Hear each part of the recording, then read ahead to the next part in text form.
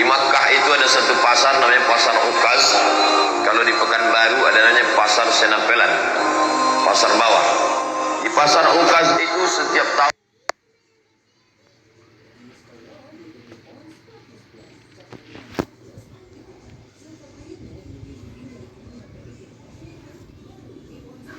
diadakan lomba gulat. Juara bertahannya Sayyidina Umar Ibn Khattab, menang tiap tahun. Umur dia ketika Nabi dapat wahyu, beda umur dia dengan Nabi.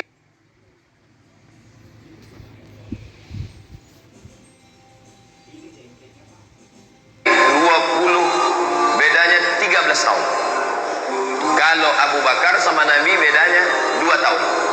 Jadi ketika Nabi berumur 40 tahun dapat wahyu, maka Abu Bakar umurnya 38 tahun. Sedangkan Umar dengan Nabi jarak umurnya 13 tahun. Jadi ketika Nabi dapat wahyu umur 40 tahun, maka umur Umar waktu itu 27 tahun.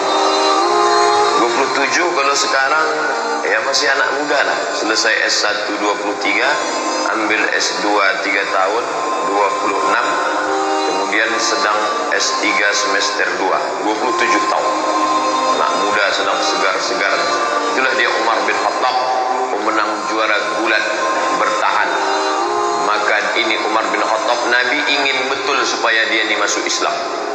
Sampai Nabi berdoa, Allahumma a'izzal Islam bi Umaraini. Tolonglah Islam ini dengan 2 Umar ya Allah. Ada 2 Umar di Makkah yang waktu itu hebat betul. Ya Allah, tolonglah Islam ini, kalau masuk Islam 2 Umar ini, insya Allah kuat Islam ini. 1 Umar bin Khattab, 1 Umar bin Hisham. Kalau saya sebut Umar bin Hisham banyak orang tak tahu. Tahu Umar bin Hisham? Tidak. Kalau saya sebut nama kerennya tahu. Umar bin Hisham, Abu Jahal. Sedangkan ini Abu Hafs, Abu Jahal, si goblok, bodoh. Abu Jahal itu apa artinya Ustaz? Bonga. Sedangkan ini Abu Hafs, singa, perkasa. Nabi minta pada Allah, ya Allah, kalau bisa 2 orang Umar ini masuk Islam, mantap Islam ini. Dan Umar bin Khattab masuk Islam. Abu Jahal mati dalam keadaan kafir.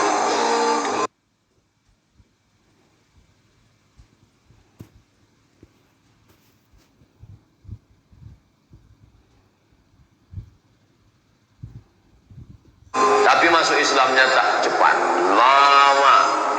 Tahun 1 tak masuk Islam. Tahun beda dengan Abu Bakar. Abu Bakar tahun 1 langsung masuk Islam.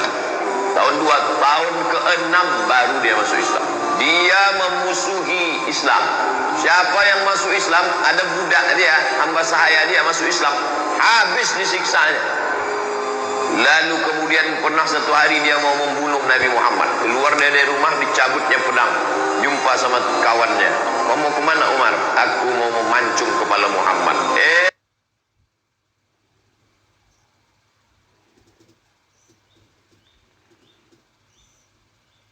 Ente tahu? Ente Bani Adi. Mereka pakai Bani. Anak-anak keturunan Adi disebut Bani Adi. Muhammad sallallahu alaihi wasallam itu Bani Hashim. Muhammad bin Abdul Muttalib bin Hashim bin Abdi Manaf. Maka dia Bani Hashim. Kau mau bunuh siapa? Aku mau bunuh Muhammad. Kau tahu tak Muhammad itu siapa? Muhammad anak Abdullah, anak Abdul Muttalib, anak Hashim, anak Abdi Manaf, anak Qusay. Qusay itulah yang membangun kota Makkah ini. Kalau sampai anak cucu kemanakan mereka ini mati, ente habis nanti. Akhirnya tak jadi dia bunuh Nabi Muhammad sallallahu alaihi wasallam. Suatu hari dia bertamulah ke rumah adiknya. Nama adiknya Fatimah bintil Khattab. Nama dia Umar bin Khattab. Fatimah bintil Khattab ini punya suami namanya Said. Dia dah dapat kabar si Said sama adiknya ini masuk Islam sudah. Tapi berita itu masih isu lagi. Masih infotainment. Masih was-was. Maka datanglah dia bertamu. Kebetulan si Said sama Fatimah sedang baca Quran. Tapi suara mereka pelan-pelan. Nama penjaganya namanya Khabbab. Khabbab, ya, adikku tadi baca apa? Tak ada, kata Khabbab. Tapi aku dengar sesuatu. Masuk dia ke dalam, ditinjunya adiknya itu. Pertama adik iparnya dia tinju. Tentu menang, kalau dia pemenang gulat tiap tahun. Habis dia tinju adik iparnya, lalu kemudian adik dia perempuan yang lemah tu dia tinju. Tapi kemudian dia tengok tak ada rasa takutnya. Maka dia heran nih, ini adikku perempuan lemah, tapi ketika kita kan bisa menengok orang kalau kita gertak dia takut, pucat dia lari. Ini enggak, berdarah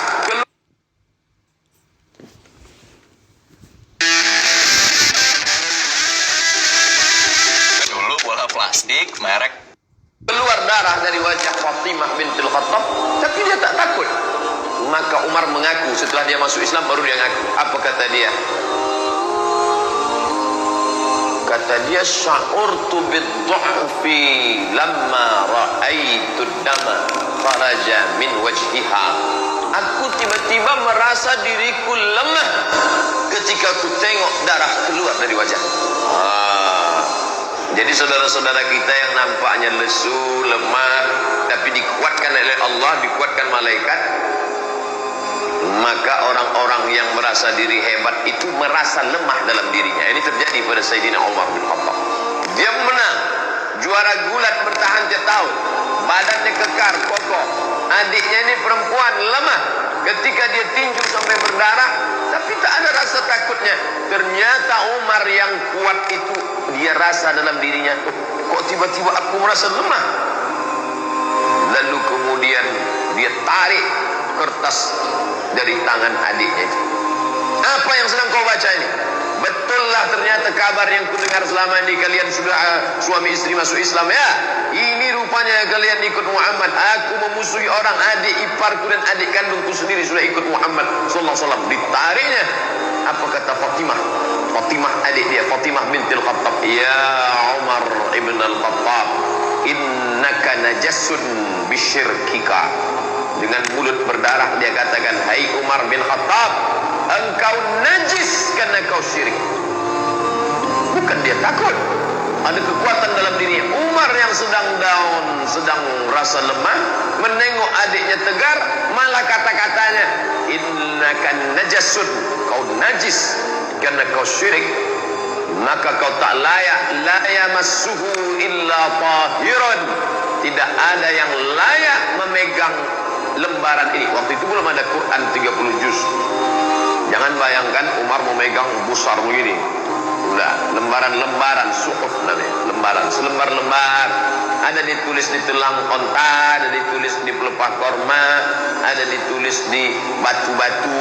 Tapi ada kertas yang masuk, karena Mesir sudah ada kertas. Mereka sudah punya hubungan dagang. Orang-orang Yahudi sudah ada mulai ketemu kertas, tak banyak. Salah satu kertas itu dipegang oleh Fatimah, ditarik oleh Umar bin Khattab. Ketika itu bangkit keberanian Fatimah karena membela Quran, tak boleh dipegang oleh orang bernajis. La yamassuhu illa tahirun. Tak boleh memegang ini kecuali orang yang suci. Tiba-tiba Umar yang perkasa itu meletakkan lembaran itu. Dia mandi. Dia rasa diri dia lemah, adiknya yang berdarah ini kuat. Ini menunjukkan bahwa fisik kita ini sebenarnya hanya casing sampul saja, tapi di dalam itu ada kekuatan ruh yang luar biasa. Perempuan lemah, mulut berdarah, tapi kalau kuat ikatannya dengan Allah, dia kuat. Umar bin Khattab pemenang gulat, perkasa, tapi kalau dia lemah hubungan dengan Allah, dia lesu, dia kalah. Lalu kemudian dia pun mandi. Setelah mandi, dia balik. Penasaran dia kertas ini, lalu dia tengok. Ma anzalna alaikal Qur'ana litashqa. Kebetulan yang dibaca adiknya itu surat Toha. Toha, ya Muhammad sallallahu alaihi wasallam. Ma anzalna alaikal Qur'ana litashqa. Tidaklah kami turunkan Al-Quran ini kepada engkau supaya engkau menjadi susah. Dia tengok susunannya pelan-pelan. Orang Arab sastrawan, bahasa Arab mereka halus, sastra. Dia bisa membedakan ini bukan bahasa orang biasa. Akhirnya hatinya lunak dan lembut. Lalu kemudian dia pun segera untuk menuju menjumpai Nabi Muhammad sallallahu alaihi wasallam. Waktu itu Nabi sedang berada di rumah Al-Arqam bin Abil Arqam. Itu markas mereka berkumpul di kota Makkah Al-Mukarramah. Masih dakwah sembunyi-sembunyi, tak ada berani terang-terangan. Lalu kemudian Nabi, yang menjaga Nabi waktu itu 40 orang laki-laki perkasa. Di antara yang menjaga Nabi itu adalah Asadullah, singa Allah. Dia adalah Hamzah bin Abdul Muttalib. Ini jumpa singa sama singa. Hamzah Asadullah, Umar Abu Hafs. Petarung sama petarung. Lalu Umar pun masuk ke dalam rumah Al-Arqam bin Abil Arqam. Maka yang pertama kali menyambut dia adalah singa, disambut oleh singa. Apa kata Hamzah bin Abdul Muttalib? Kalau kau datang untuk menyerah,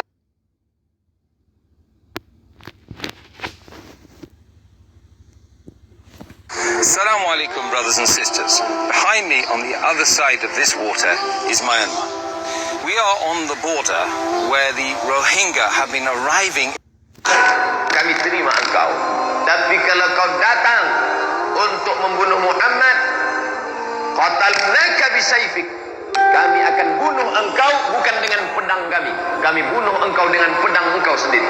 Penghinaan yang luar biasa. Kalau ada orang dibunuh dengan pedang orang lain, itu biasa. Tapi dibunuh dengan pedang kita sendiri, maka itu penghinaan luar biasa. Umar, kau datang ke rumah ini sebagai orang menyerah, ahlan wa sahlan. Tapi kalau kau datang untuk membunuh Muhammad, maka kami yang akan memancung kepala engkau dengan pedang yang kau bawa itu sendiri. Lalu kemudian Nabi mempersilakan dia masuk. Silakan dia masuk. Kemudian setelah dia masuk, Nabi bertanya, "Maja'abik?" Apa yang membuat kau datang kemari? Yang membuat kau datang kemari apa, wahai Umar?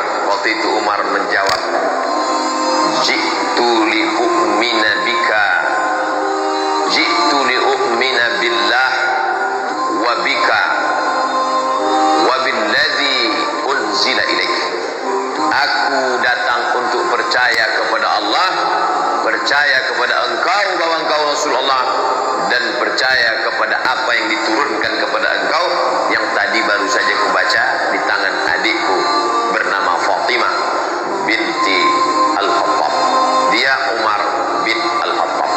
Lalu kemudian dia pun bersyahadat di hadapan Nabi SAW. Lalu sahabat semuanya gembira senang karena terkabullah doa Nabi. Salah satu Umar masuk Islam, Umar bin Khattab. Lalu sahabat bertanya, "Alasna alal haq?" Apakah kita ini dalam kebenaran? Apa kata Umar? Untuk apa lagi kita bersembunyi?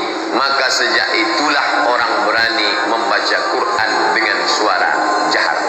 Sebelumnya kalau baca Quran seperti dengungan tawon di dalam sarang. Setelah Umar bin Khattab masuk Islam, mereka berani karena ada dua singa yang sudah mengawal Nabi Muhammad sallallahu alaihi wasallam. Yang satu Hamzah bin Abdul Muttalib Asadullah, yang satu lagi adalah Umar Al-Faruq Abu Hafs. Maka mereka baca Bismillahirrahmanirrahim. Taha ma anzalna 'alaikal Qur'ana litashqa. Maka mereka lantang membacanya. Lalu kemudian Islam pun menjadi kuat dengan berbagai cobaan dan ujiannya sampailah pada masa hijrah. Lalu kemudian Umar bin Khattab termasuk orang yang pertama golongan yang ikut hijrah bersama Nabi Muhammad sallallahu alaihi wasallam.